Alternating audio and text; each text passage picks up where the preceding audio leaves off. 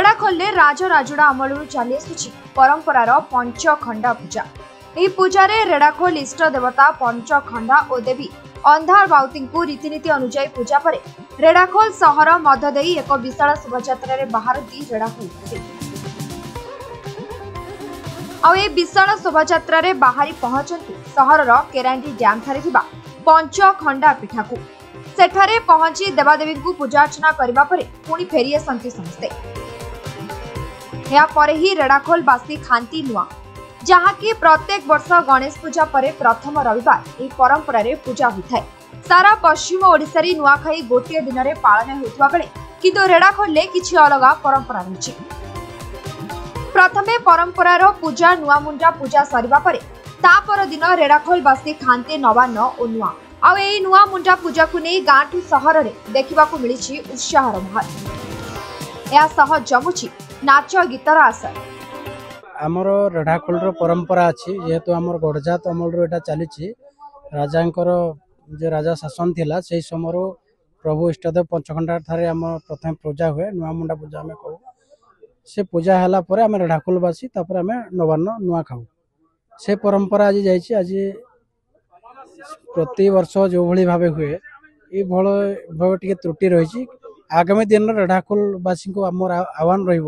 जे आमे समस्ते एकत्रित होई आमर जो इष्टदेव अच्छा प्रभु पंचखंडा जहाँ आशीर्वाद आम रेढ़ाखोलवासी सुरुखुर रोचु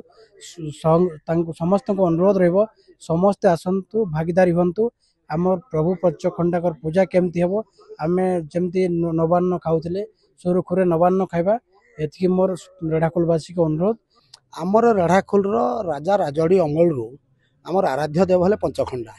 से केते दिन से पूजा आरंभ हो आम प्राय कहवाटा आम पूर्वपुरुष भी कही पार ना तेणुक आमर इष्ट देवता हेले पंचखंडा आज तक वर्षକୁ थरे पूजा हुए।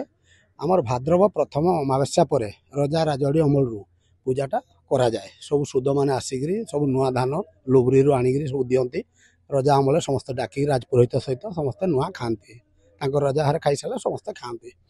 पूजार विधि विधान है आमर ये शिवशंकर पड़ारे अंधार बाउती भी अच्छा बड़ ढोल भी से रजार राजबाट जड़ता से रखाई से पूजा आरंभ हो सका